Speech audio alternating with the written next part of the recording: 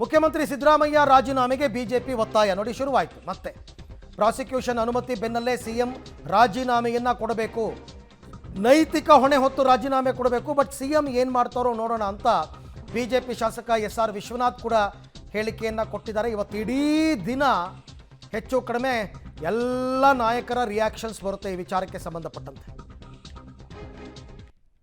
ಸಿದ್ದರಾಮಯ್ಯನವರ ವಿರುದ್ಧ ಈಗ ರಾಜ್ಯಪಾಲರು ಪ್ರಾಸಿಕ್ಯೂಷನ್ಗೆ ಅನುಮತಿ ಕೊಟ್ಟಿದ್ದಾರೆ. ಈಗಾಗಲೇ ಇದೇ ಪ್ರಕರಣ ಸಂಬಂಧಪಟ್ಟಂತೆ ಬಿಜೆಪಿ JDS ಪಾದಯಾತ್ರೆ ಕೂಡ ಮಾಡಿದ್ರು, ಮೈಸೂರುವರೆಗೂ ಮೈಸೂರು ಚಲೋ ಕೂಡ ಮಾಡಿದ್ರು.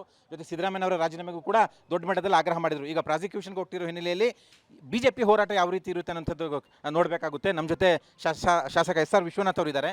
ಸರ್, ಈಗ ಪ್ರಾಸಿಕ್ಯೂಷನ್ಗೆ ಅನುಮತಿ ಕೊಟ್ಟಿದ್ದಾರೆ, ಬಿಜೆಪಿ ಏನು ಆಗ್ರಹ ಮಾಡುತ್ತೆ ಈ ಸಂದರ್ಭದಲ್ಲಿ ಅಂತ?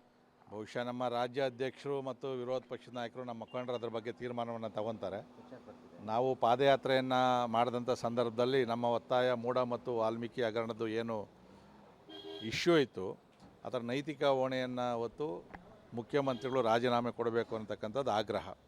ಸೊ ಇವತ್ತು ಖಾಸಗಿ ದೂರಿನ ಮೇರೆಗೆ ಗೌರವಾನ್ವಿತ ರಾಜ್ಯಪಾಲರು ಪ್ರಾಸಿಕ್ಯೂಷನ್ಗೆ ಅವ್ರ ಮೇಲೆ ಕೇಸ್ ದಾಖಲು ಮಾಡೋದಕ್ಕೆ ಅನುಮತಿಯನ್ನು ಕೊಟ್ಟಿದ್ದಾರೆ ಅಂತೇಳಿ ಈಗ ನಾನು TVಗಳಲ್ಲಿ ನೋಡಿದೆ. ನನಗೆ ಇನ್ನೂ ಅದರ ಕಾಪಿ ಕೂಡ ಯಾರಿಗೂ ಸಿಕ್ಕಲಿಲ್ಲ ಅಂತ ಕಾಣ್ತದೆ.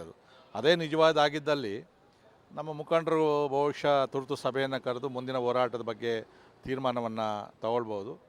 ಮತ್ತು ಸನ್ಮಾನ್ಯ ಮುಖ್ಯಮಂತ್ರಿಗಳು ಕೂಡ ಅದರ ಬಗ್ಗೆ ನ್ಯಾಯಾಂಗ ಹೋರಾಟವನ್ನು ಕೂಡ ಅವರು ಅವ್ರ ಪಾಡಿಗೆ ಅವ್ರು ಮಾಡ್ತಾರೆ ಅದರಲ್ಲಿ. ಬಟ್ ಪಾದಯಾತ್ರೆ ಮಾಡಿದ್ದಾದಮೇಲೆ ಈ ಒಂದು ಏನು ಸನ್ನಿವೇಶ ಉಂಟಾಯಿತು, ಈ ಹೋರಾಟದ ತೀವ್ರತೆ ಇನ್ನೂ ಬಹುಶಃ ಜಾಸ್ತಿ ಆಗ್ಬೋದು, ಒತ್ತಡ ಜಾಸ್ತಿ ಆಗ್ಬೋದು. ಆ ಒತ್ತಡ ಅಂತೂ ನಾವು ಖಂಡಿತವಾಗಿ ನಾವು ಮಾಡೇ ಮಾಡ್ತೀವಿ. ನಿಮ್ಮ ಹೋರಾಟಕ್ಕೆ ಒಂದು ಹಂತದ ಸಕ್ಸಸ್ ಸಿಕ್ಕದಂಗೆ ಆಗಿದೆ. ರಾಜೀನಾಮೆ ಕೊಡಲೇಬೇಕು ಅನ್ನುವಂಥ ಒತ್ತಾಯವನ್ನು ಯಾವ ರೀತಿ ಮುಂದುವರಿಸ್ತೀರಾ? ಅದಕ್ಕೇನು ಪ್ಲಾನ್ ಮಾಡ್ಕೊಂಡಿದ್ದೀನಿ ಅಂತ? ಇಲ್ಲ, ನಾವು ಸದ್ಯಕ್ಕೇನು ಪ್ಲ್ಯಾನ್ ಇಲ್ಲ. ಯಾಕಂದರೆ ಅದು ಈಗ ಬಂದಂಥ ಸುದ್ದಿ ಆಗಿರೋದ್ರಿಂದ ನಮ್ಮ ರಾಜ್ಯಾಧ್ಯಕ್ಷರು ಮತ್ತು ನಮ್ಮ ಮುಖಂಡರುಗಳು ಏನು ಸೂಚನೆಯನ್ನು ಕೊಡ್ತಾರೆ, ತೀರ್ಮಾನ ತಗೊತಾರೆ, ಅದರ ಪ್ರಕಾರ ನಾವು ಶಾಸಕರು ಮತ್ತು ನಮ್ಮ ಕಾರ್ಯಕರ್ತರು ಮುಂದಿನ ಹೆಜ್ಜೆಯನ್ನು ಇಡ್ತೀವಿ ನಾವು. ಈಗ